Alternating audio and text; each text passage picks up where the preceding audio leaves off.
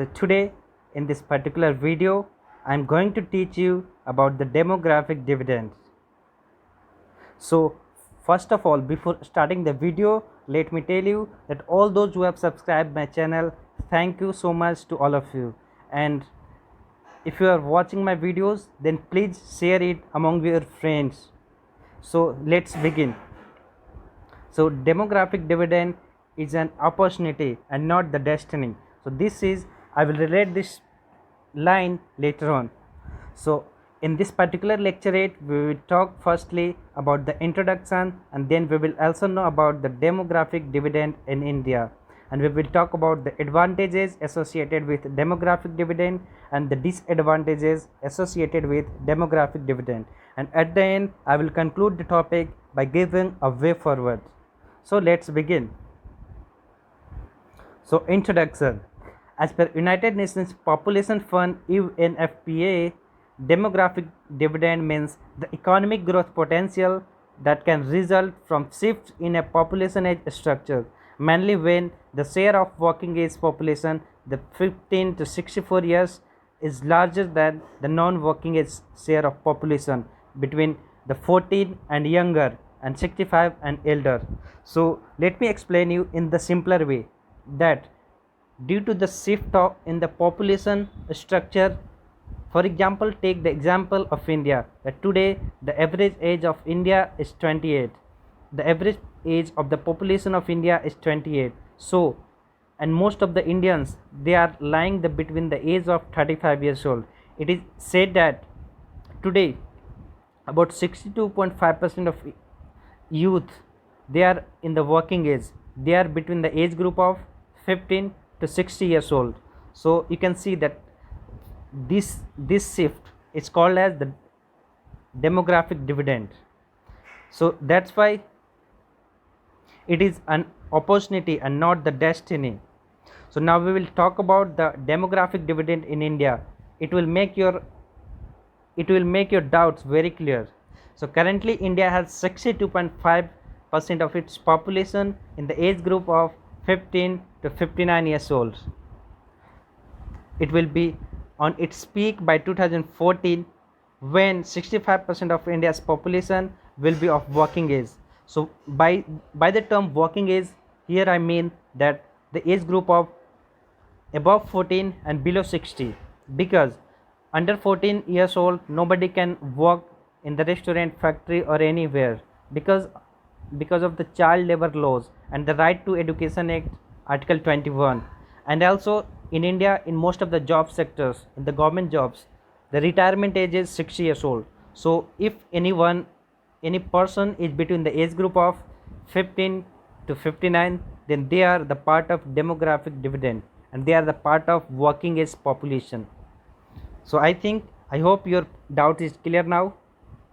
So India has the youngest population in the world with average age of 28 years old. Whereas if you compare it with China, then they have the 37 years old, the average age. The European countries, they have average age about 45, and the Japan, they have the 48 years old.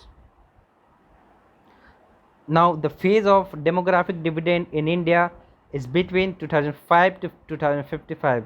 So, yes friend, so currently the India is going through the demographic dividend phase, and that phase is between 2005 to 2055. So we almost have spent the 25% of the demographic dividend opportunity. Already I have mentioned that this is an opportunity and not the destiny. And Japan had made huge economic growth between 1964 to 2004 during the time phase of its demographic dividend. So friends, let you know that Japan, they had their demographic dividend phase between 1964 to 2004, and you see how economic growth, how Japan is developed today. It is because of they utilize the demographic dividend in a very sequential manner. Now I will talk about the advantages of the demographic dividend.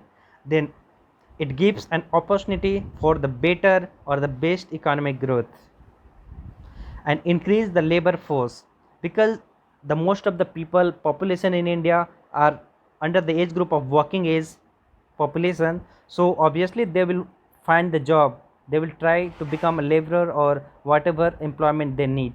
So increased labor force will enhance the rapid urbanization. A lot of people from rural area will like to go to the Delhi, Bangalore, and more cities will be developed in our country. And the rapid industrialization, because there are so many laborers, so there need to be a lot of industries, factories in our country to provide them the employment. Now talking about the challenges or the disadvantages associated to the demographic dividend, then the unemployment or the burden on resources is the biggest challenge, because there will be huge population, then the competition will be more and the vacancy for the jobs will be less, so unemployment problem will always be there. But how we can solve it is the matter of concern. And lack of skilled laborers, because of huge population, India will not be able to provide a good healthcare and the good education system to youth. So this will lead to the lack of unskilled labor, the lack of skilled labor. And also due to the demographic dividend, we can see the growth of the nation, but it will be the jobless growth. The job opportunity will not increase. However, the nation will grow, the GDP will grow, but Indian people will not be benefited much. And last point, in providing quality healthcare education, I already mentioned that because there will be high burden of resources, lack of teachers, doctors in India is already there, so we may not be able to provide the good healthcare system or the education system to the future generation. And now coming to the way forward or the conclusion or the solutions of the problems I mentioned above. So the first point is create gainful employment opportunity. So government can create the employment opportunity either by building more and more smart cities, because building a city infrastructure project needs a lot of labor. So by this our both the demands will be completed, the industrialization and also the employment opportunity. And skill development of youth, for example, there is a yojana, the Pradhan Mantri Kausal Vikas Yojana, under which the rural youth will be trained with some skilled, and they will able to find the job opportunity in the rural area in their sector. And the better implementation of the schemes such as Make in India, PMKVY and Ayushman Bharat. So because of the casual implementation, we have not reached to the target of Make in India initiative. So government need to focus on the implementation of Make in India, Pradhan Mantri Kausal Vikas Yojana, as well as the Ayushman Bharat Yojana, to provide a good healthcare system to Indians. And also government will have to build a lot of infrastructure. They will have to build more cities, such like Chandigarh, which was established in 1980s. And also the startup India, government of India should give boost and they must support to the startup India. If anybody wants to open their factory or industry, then they must have support from the government to grow their business. And also the biggest solution will be the shift of workforce from agriculture sector to the manufacturing sector. Today we know that the more than 50% of the labor in India, they are engaged in the agriculture sector, but the contribution of agriculture in our GDP of India is just 16%, whereas in manufacturing sector only 25% of Indian they are engaged, but the contribution of manufacturing in GDP of India is about 48%.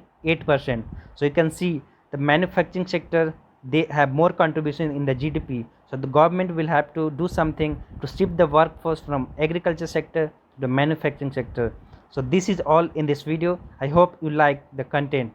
So if you like it, please subscribe the channel and do not forget to press the bell icon, and please share it with your friends. And I will post the Telegram link in the below, and you will get the PDF of all the single video I upload. So that's all in this video. Thank you. Have an